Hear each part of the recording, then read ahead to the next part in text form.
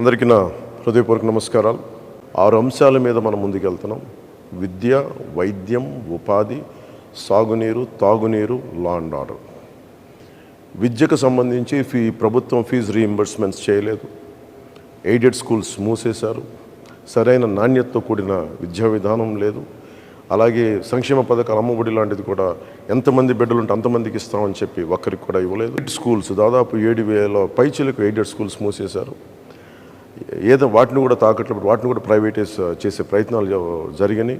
కొన్ని చోట్ల అడ్డుకున్నా, కొన్ని చోట్ల కుదరలేదు, కొన్ని చోట్ల ప్రైవేట్ పరం అయిపోయినాయి. అది విద్య పరంగా ఎవరికి కూడా సరైన ఫీజు రీయింబర్స్మెంట్లు జరగలేదు. ఎన్టీఆర్ హెల్త్ యూనివర్సిటీని పేర్లు మార్చేశారు. ఆంధ్ర యూనివర్సిటీని వైసీపీ కార్యాలయంగా చేశారు. భవిష్యత్తులో నాణ్యమైన విద్య, విశ్వవిద్యాలయాల దాని తాలూకు సమగ్రత కాపాడుకునేలాగా ఉంటుందో. అలాగే మనకి వైద్యానికి సంబంధించి మనం ప్రతి కుటుంబానికి 25 లక్షల రూపాయలు మనం హెల్త్ ఇన్సూరెన్స్ ఇస్తూ ఉన్నాం కూటమి ప్రభుత్వం తరపు నుంచి. అలాగే primary health care, secondary health care, tertiary health care అన్ని గవర్నమెంట్ హాస్పిటల్స్ని చాలా బలోపేతం చేస్తాం. డిఎస్సిని రిలీజ్ చేస్తాం, డిఎస్సి రిలీజ్ చేస్తాం. 18,000 పైచిలకు పోస్టులను భర్తీ చేస్తాం. పోలీస్ కానిస్టేబుల్స్, ఎస్ఐల పోస్టులు భర్తీ చేస్తాం. నిరుద్యోగాన్ని రక్కసిని పారదోలుతామని చెప్పి మనకి ప్రభుత్వంలోకి వచ్చిన వ్యక్తి కనీసం పట్టుమని 10 ఉద్యోగాలు కూడా ఇవ్వలేదు. జాబ్ క్యాలెండర్ రిలీజ్ చేయలేని ప్రభుత్వం. ఇది మారాలి అంటే ఖచ్చితంగా మన కూటమి ప్రభుత్వం రావాలి. వచ్చిన వెంటనే ముందుగానే మన మెగా డిఎస్సిని మనం దాని మీదే ఉంటుంది, ముందుకు తీసుకెళ్తాం రాగానే. అలాగే సిపిఎస్, కాంట్రిబ్యూటరీ పెన్షన్ స్కీమ్కి సంబంధించి మాట ఇచ్చి మరి వెనక్కి వెళ్ళిపోయాడు. వారం రోజుల్లో సంతకం పెడతానని చెప్పిన వ్యక్తి ఈ రోజున దాన్ని వదిలేశాడు. మద్యం షాపుల దగ్గర పనిచేసే విధంగా ఈ ప్రభుత్వం గురువులను అవమానం చేసింది, టీచర్స్ని అవమానం చేసింది, ఉద్యోగులకి సిపిఎస్ ఇవ్వలేదు.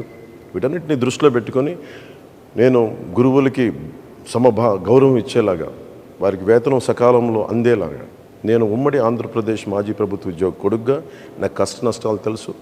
ఈ రోజుకి మా అమ్మకి, మా నాన్నగారి పెన్షన్ అందుతూ ఉంటుంది. దానికి తాలూకా కష్టం తెలుసు నాకు. అలాంటిది కాంట్రిబ్యూటరీ పెన్షన్ స్కీమ్ పదవి విరమణ చేసిన ఉద్యోగులందరికీ కూడా సంవత్సరం లోపు నేను మీకు మాటిస్తున్నాను. ముద్ద పెట్టే రైతులందరికీ నేను మీకు మనస్ఫూర్తిగా మాటిస్తున్నా. మీ క్షేమం కోసం, మీ సంక్షేమం కోసం కూటమి ప్రభుత్వం అండగా ఉంటుంది. మొదటి రాగానే చిన్న ఇరిగేషన్ ప్రాజెక్ట్స్ ఉన్నాయో వాటిని తొందరగా పూర్తి చేయడంతో పాటు ఈ ముఖ్యంగా డ్రైనేజ్ని మొత్తం కాలువలు పూడికలు కానీ, మనకి ఈ లాకులు మనకి మెయింటెనెన్స్ కానీ ఇవన్నీ చేసి ముందు ఉన్న ఇరిగేషన్ ప్రాజెక్ట్స్ని సమర్థవంతంగా పనిచేసేలా తీసుకుంటాం. మీకు రైతు భరోసా కేంద్రాల దగ్గర నుంచి ప్రభుత్వం నుంచి మీకు సరైన మద్దతు రాలేదు. అవి బాధ్యతగా తీసుకొని అది మీ సంక్షేమం మా మొదటి బాధ్యత. దానికోసం మేము వెన్నంటే ఉంటాం. ప్రధానమంత్రి జల్ జీవన్ మిషన్కి నిధులు వచ్చినా కానీ ఈ ప్రభుత్వం దాన్ని ముందుకు తీసుకెళ్ళలేదు. మేము మీకు మాటిస్తున్నాం. అహిర్నిశలు మేమందరం బాధ్యత మరి తీసుకొని కనీస రక్షిత మంచినీరు ప్రతి ఇంటింటికి అందేలాగా మేమందరం బాధ్యత తీసుకుంటాం. కూటమి పెట్టుకుంది ముఖ్యంగా 3 సిలిండర్లు మహిళలకి ఉచితంగా ఇవ్వాలని, బస్సు ప్రయాణం ఉచితంగా ఉండాలని, ఇలాంటి సంక్షేమ పథకాలతో ముందుకు వస్తున్నాం. ముఖ్యంగా నిరుద్యోగులకి ప్రతి నెల మనకి నిరుద్యోగ భృతి, వీటన్ని ముందుకు తీసుకెళ్తాం. ప్రతి దివ్యాంగులకి 6,000 రూపాయలు నెలకి ఇంటికి వచ్చి అందజేసేలాగా. అలాగే ఎక్కడైతే సంపూర్ణంగా దివ్యాంగులు మొత్తం శరీరం అంతా చచ్చుబడిపోయిందో వారికి నెలకి 15,000 రూపాయలు అందజేసేలాగా.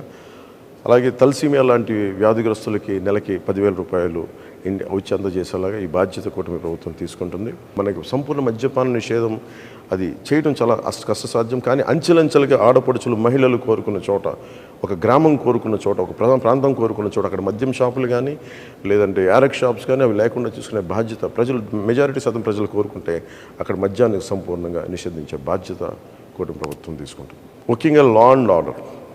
ఈ లా అండ్ ఆర్డర్ సమస్యను అంటే మేము బేసిక్గా జనసేన, టీడీపీ మేమందరం నమ్మేది భారతీయ జనతా పార్టీ వ్యవస్థల్ని బలోపేతం చేయడం, వ్యవస్థలను బలహీనపరచడం కాదు. కూర్చోబెట్టుకు సినిమా టికెట్లకి మొత్తం మండల రెవెన్యూ ఆఫీసుల దగ్గర నుంచి చీఫ్ సెక్రటరీ దాకా, మా చీఫ్ సెక్రటరీ టు చిన్నపాటి ఎంఆర్ఓల దాకా పనిచేస్తూ ఉన్నారు. అదే రైతుకి కష్టం వస్తే ఒకళ్ళు కూడా స్పందించే పరిస్థితులు లేదు. వ్యవస్థల్ని బలోపేతం చేస్తాం. పోలీస్ వ్యవస్థని కానీ, రెవెన్యూ వ్యవస్థని కానీ అన్ని వ్యవస్థల్ని బలోపేతం చేసి వారికి సాధికారతని వారికి ఇచ్చే దిశగా మేమందరం బలమైన నిర్ణయం తీసుకున్నాం. అది మనకి ప్రజాస్వామ్యాన్ని పరిరక్షిస్తాం. లా అండ్ బలంగా ఉన్న చోట పెట్టుబడులు వస్తాయి, పరిశ్రమలు వస్తాయి, పరిశ్రమలు వచ్చిన చోట ఉపాధి అవకాశాలు ఉంటాయి. వీటన్నిటిని దృష్టిలో పెట్టుకొని మీ అందరికీ పేరున ప్రతి ఒక్కరికి 2 చేతులెత్తి అభ్యర్థిస్తున్నాను, ఆర్థిస్తున్నాను. వైసీపీ వ్యతిరేక ఓటు చీలకుండా భారతీయ జనతా పార్టీ పోటీ చేస్తున్న చోట, తెలుగుదేశం పోటీ చేస్తున్న చోట మీరు సంపూర్ణంగా జన సైనికులు, జనసేన వీర మహిళలు, జనసేన మద్దతుదారులు ఎట్టి పరిస్థితుల్లో వైసీపీ నాయకులు రకరకాల మాటలు మాట్లాడుతూ ఉంటారు. మేము గెలిచి మేము జనసేనలోకి వెళ్ళిపోతాం, ఇలాంటి అబద్ధాలను మీరు నమ్ముకున్న సంపూర్ణంగా కూటమి అభ్యర్థులకే సంపూర్ణంగా వారికి మీరు వేయాలని మనస్ఫూర్తిగా కోరుకుంటూ అందరం కలిసికట్టుగా మనం ముందుకేసి ఓటేసి కూటమిని గెలిపించుకోవాలి. కూటమిని గెలిపించుకోవడం మన బాధ్యత. ఇది మన భవిష్యత్తుకి చాలా భరోసా ఇచ్చే ప్రభుత్వం. ఇది మీ అందరికీ తెలియజేసుకుంటాం. ప్రతి ఒక్కరికి పేరు పేరున ధన్యవాదాలు తెలియజేసుకుంటూ సెలవు తీసుకున్నాను. జై జనసేన, జై టీడీపీ, జై బీజేపీ, జై హింద్.